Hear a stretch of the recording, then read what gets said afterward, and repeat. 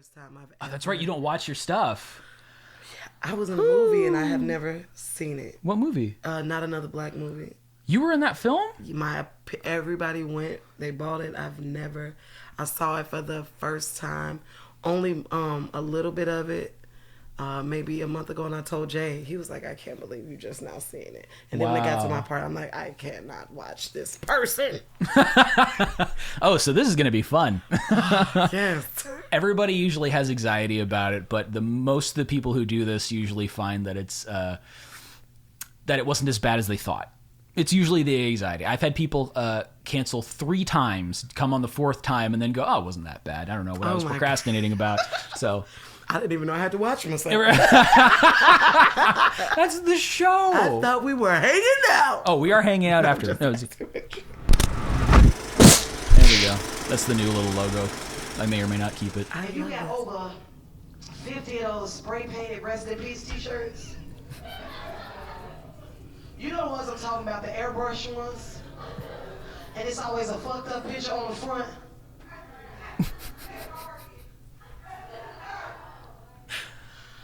If you had over 50 of them, I'm not fucking with you because, nigga, you next. And I don't have no fucking time to get caught up in a line. Sounds like it was a true story. Yes.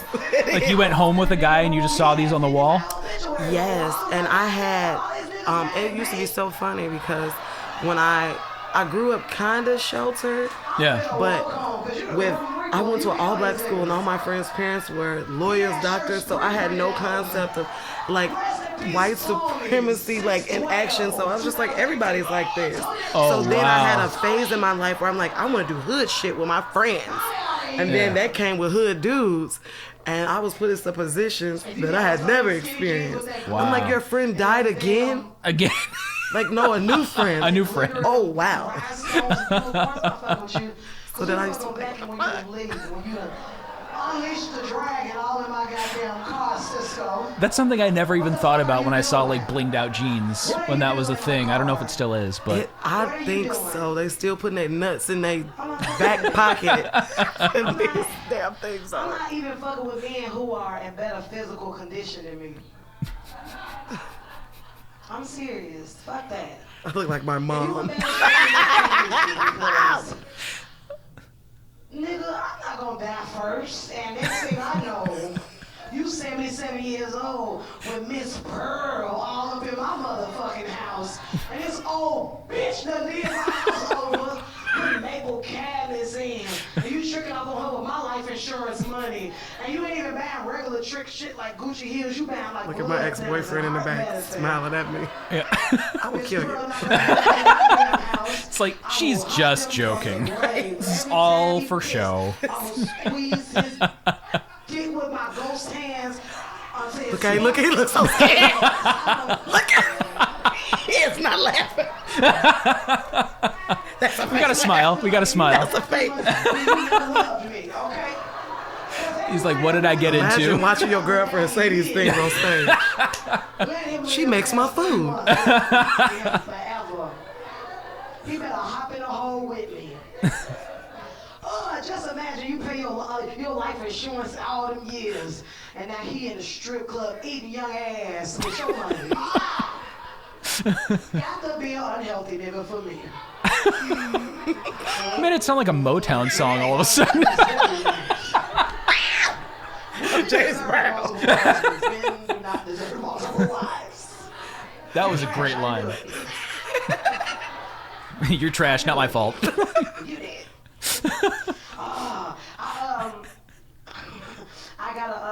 I didn't even know that karaoke has such a serious ass subculture. Y'all like karaoke? This is so true, and it happened right down the street from there. Yeah, like, Well, this is one joke. I never saw you do this joke again. I be forgetting about jokes. Until somebody was like, I like that one joke. And then I'm like, damn, I ain't did that in 3 years. Yeah. And then I do it again. Like, I forgot about fucked up James joke. You know, like, And Yeah. then when I used to get hard, I always forget about that. And people seem to like that a lot. Oh, And it's that's good. my life. That's my life. That's my real life. Somebody went to the life store and bought me all the wrong sizes. And I walked in. But this kind of ties into when you do the joke about remixing church hymns, you know, because you've done that one a bunch. This one you haven't done. I like the idea of remixing Whitney Houston just to make it overtly sexual. This is so real, and I did not know karaoke people do not like that. You actually got banned. I didn't get banned, but I definitely was like, you can't sing no more songs today. Wow. I was drunk, so it probably made sense. It was probably for the best.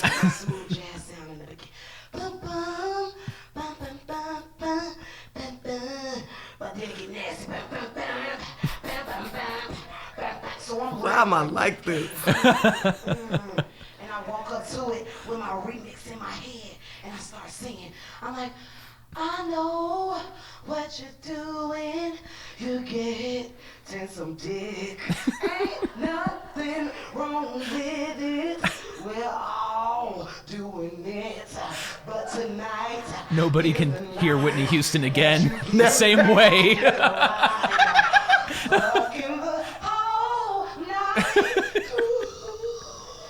That's the best part.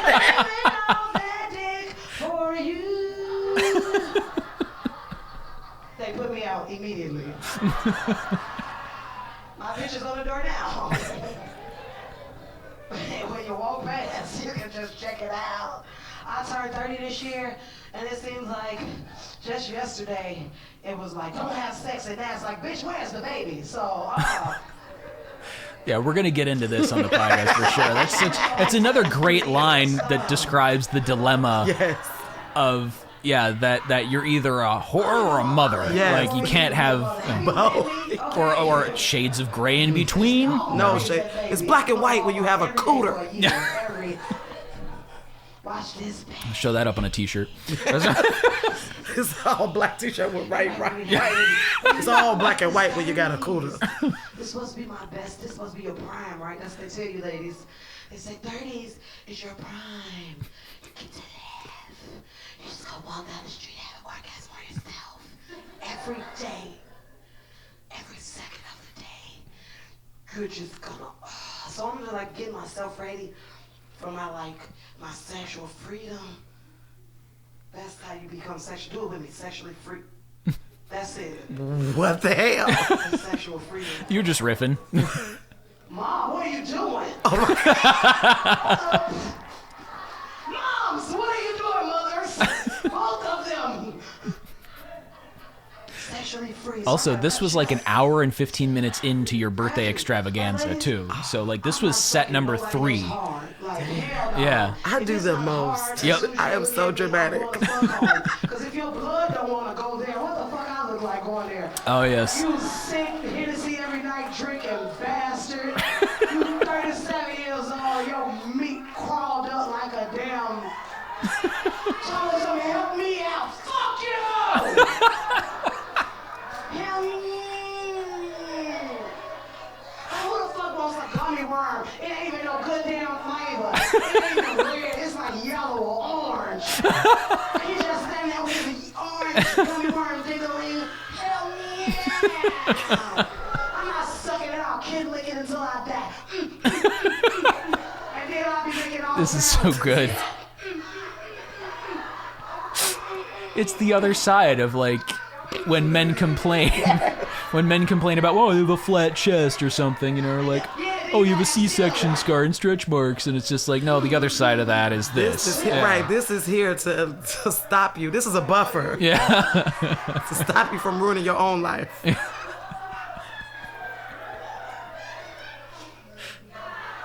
Wow,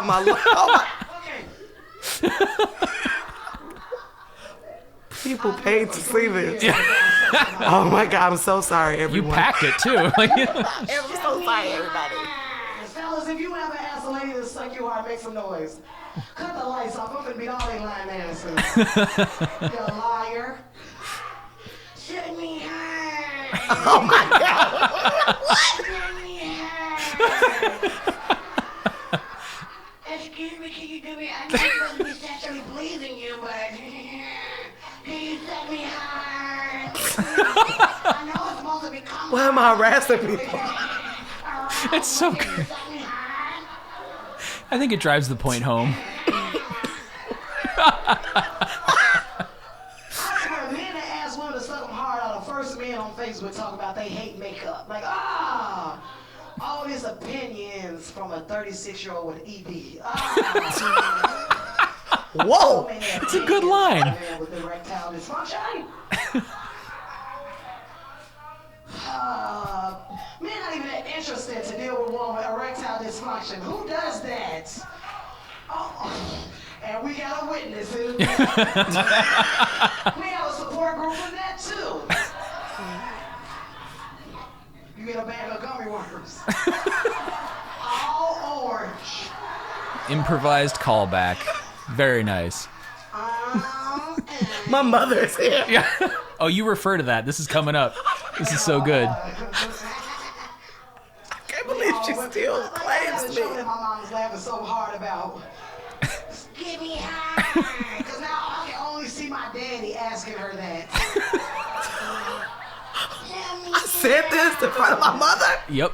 I'm out of the wheel. Sandra. I said her name. Help me out. And you can see his pullout game is trash. Cause here the fuck it is right here. She was laughing too hard. I'm gonna call her pastor. See if you're a pastor though, you're laughing at sex jokes. Man, I love y'all. Y'all are so Wow, if that's how I left out of it. Yep. And then you transition into a song. I am a lot. Whoa. Is this why you were like, I don't watch myself because I'm crazy? I never knew I was a lot like this. But that's why people see you. It. But that was a lie. I am not for the faint of heart. No. Well, it's the anger, the pointed anger at again, there's a lot of misogyny in comedy. Mm-hmm. There's a lot of that perspective out there. It's so much of it. But this is the other side of that coin. This is like for every action there is an equal and opposite reaction. Uh-huh. So for like every my wife is ugly joke, or for every like, oh, say you fat girls want to bang me kind of thing, like there's the, oh really, you limp dick motherfucker, like you nasty gummy worm, like it's it's so amazing to see that happen. And this is why, and you did have a set in here because you had 3 sets in this. This was like, it was 2 hours. I ran out of. I brought 2 spare batteries on my camera. I ran out of. I'm so sorry. I forgot to tell you I was the extra. Yeah. He was like, "Oh, you extra." Yeah. And it was like this was, you were still going and still keeping it funny. Like that was the part that just kind of blew me away. It was like, shit.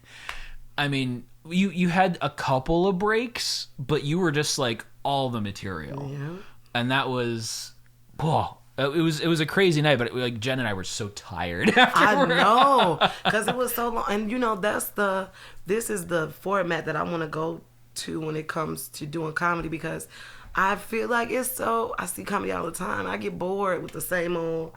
It's like, you just stand there with the microphone. They get you some jeans, a little comedy jacket. Yeah, because that's what they give, a comedy shirt jacket. Mm-hmm. It's like that's the comedy uniform. Yeah, and then they put you in front of this mic, and then you find out so many other comedians, like Jamie Foxx, does music. So many of them do other things, and then they have to go find an outlet. When it's like, this is your show. Yeah. Find a way to create a way to do what you do. So when I do my one woman show, that's the way I like to do it. And it's like, sometimes I get to the point where like, if I don't have to do it, if you want me to headline and you want me to do my show, then do my show. Yeah. Sometimes I'm just not in the mood for just comedy.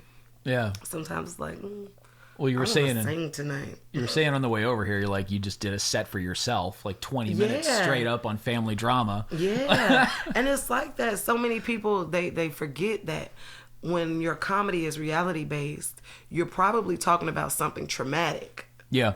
Night after night after night after night. So it's like having a sword with a scab on it. It's like kind of healed. You're picking it. But then like you're picking it. So sometimes then people wonder why comedians are crazy. Like we're talking about trauma, then different audiences are laughing at it. So it's like you have to have those nights where sometimes comedy just has to be for you. Yeah. It's like free therapy when you're high vibrating and you know that you're traumatized. Now it's not therapy when you have no idea. Wow. That you are a walking sore. So, one way to describe a comedian. Walking yes, sore. a literal walking gash. Gash. How old am I? Who says gash at 31? Pray for me. Bros on the internet. Right. No, that's a new name. Dash and Gash. These are my twins. Dash and Gash. Oh, man. Everything's a name. How did it feel watching yourself now that you don't watch yourself at all? Weird. We're looking the whole time like, who the fuck is this person? Put that stomach on me! I think that came with the dress. I returned it immediately. Right. It's out. I haven't seen that dress since the day. Literally, probably still smells like that day because I have not seen it. But it was interesting to see me just being myself in front of people. Then I thought about like, wow, I really get to be myself. Yeah. And then I thought about that's probably why I'm still poor. And then I'm like, wow. And then I have ADD so bad. Mm-hmm.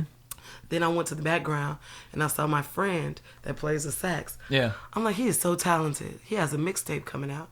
I need to listen to that. And that's what you're thinking all the time. Right. And then I look over, I'm like, look at my ex. Oh, he had no idea. I miss him. No, you don't, die. So it was fun. And then I thought about the fact that my mother literally invited. There. No, it gets even more intense. Whoa. She invited her senior citizen group, and those were those older people. Holy shit. Over there. So could you imagine? I thought they were relatives. Can you imagine the conversation when she leaves her senior classes? She made a big mistake. She's cool, but her kid raising skills. Wow. So she's so supportive, and she never like says no. When I first started doing comedy, I would not invite her out. Yeah. And me and my mom, we're like best friends. Like if you ever see us, like we argue, like we're way too close. Yeah. We're way too close. So she's like, I want to come. I'm like, no. Yeah. I curse on stage. She's like, well, I know that's your job. I want to come. So I told her to come, and literally she sold 10 tickets. Wow. And her and all her friends were there. And like then she would get in, like when I first started inviting her, she would like be like telling me things, and I'd be like, can you stop? I don't need this right now. Like she'd be like touching her chest, and she'd be like, your titty's out, your titty. Move it. You got a coach. I'm like, why are you doing this? And then I'll be telling a joke that's like, of course, real. And then she'll be like telling the other part. No, what? This is my joke. What? No. I decide when to cut this off. And then she'll be like, oh, that's good, Marilee. I'm like, I love her so much. She just graded me. My mom was a teacher. She just graded me the whole time I was doing comedy. This is so good. That was a good one. I like that one. Oh boy, Just A+. That's my baby girl. Like, talking about suck me hard. right, suck me hard. And then I said your name. She still likes me. That's incredible. She is selfless. What a saint.